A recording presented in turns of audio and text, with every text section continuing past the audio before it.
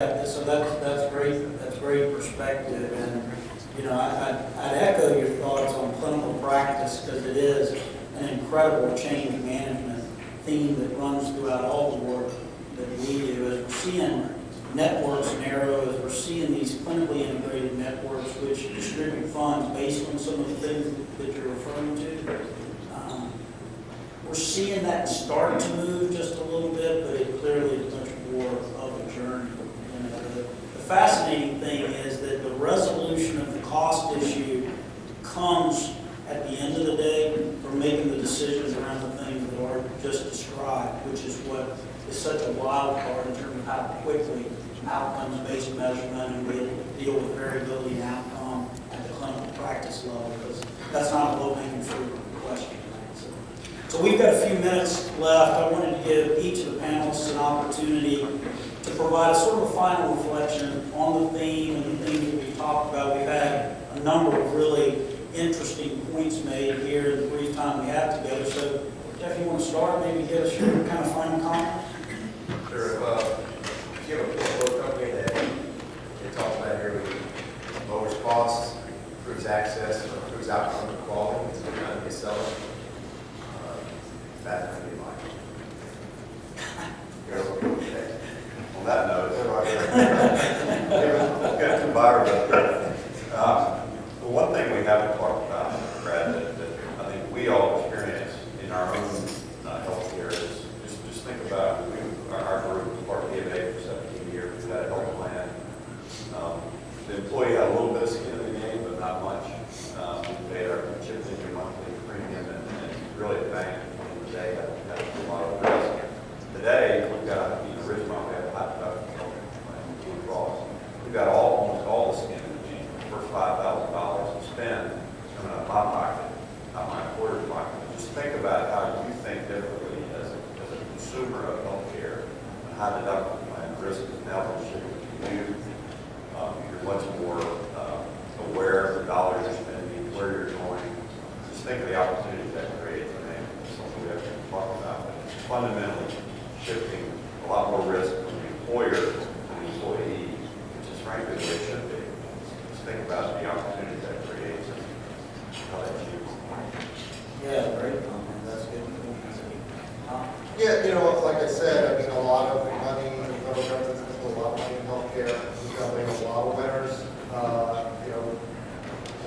The healthcare industry is going to continue to consume ever greater shares of our gross domestic product, and going to be a place where a lot of people are going to want to invest. And if you're concerned about Medicare reimbursement risk, and I know a lot of people are, call us. That's what we do. We put boundaries on what we think is going to happen in the future, try to give people comfort over what is going to happen with Medicare home health payments, so that people are comfortable and they're going to want to invest in Medicare. Mark? I think those are all the right points. Healthcare is a kind of dangerous place to invest. There's a lot of stuff with that risk, and there's, we are very cautious about lots of business models because you do continue to have. We just touched on it a little bit, but you have a difficult confluence of consolidation and reimbursement pressure, and so most areas of healthcare are facing one of those, if not both. And so even if you're not looking at investing in a direct provider, even if it's a technology provider, their customer base is, probably consolidating at some level and definitely facing some reimbursement pressure. And so that just makes the dollars available for investment somewhat scarce and controlled by fewer and fewer decision makers. And so when we look for opportunities, again, it's areas where the cost saving opportunity for that investment is big enough, and the ROI is fast enough that the buyer can talk themselves into doing it even though they have scarce dollars to invest.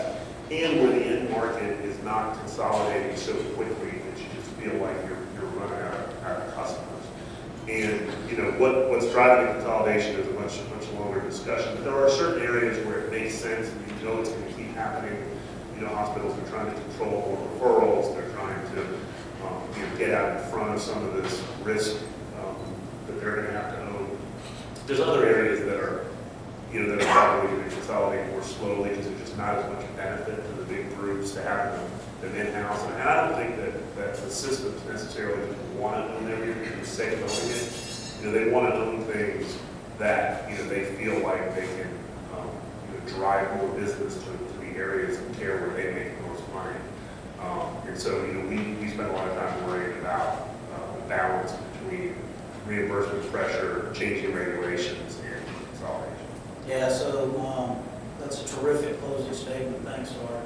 And I guess I would just add and kind of echo what I led off with. It really is, I think each of the panelists has validated this to some degree. It is an incredibly provocative environment out there. We're talking healthcare at a high level of triple aim. So how do you improve access, improve quality, and do it at a lower cost? It is a very, very challenging thing. In my business life, I do know that kind of dynamic, as we think about solving pretty profound business issues, which I do think we're compelled to figure out how to solve, whatever the path is. It does create opportunity for folks that can make some sense of that complexity and help resolve those business issues. And again, keeping in mind, the final thing I'll say is, fortunately, we don't argue about this a lot anymore. I used to make these talks and people would get upset at these statements, but it's sort of true now. We deliver less quality at a higher cost than any other part of the industrialized world. That's not anything really to be excited about. The thing that's exciting is I think we are working as a country and as an industry to resolve those issues. And it is going to create, as Don said, a lot of opportunity because of some of these changes in the funds. So join me in thanking the panelists for such a great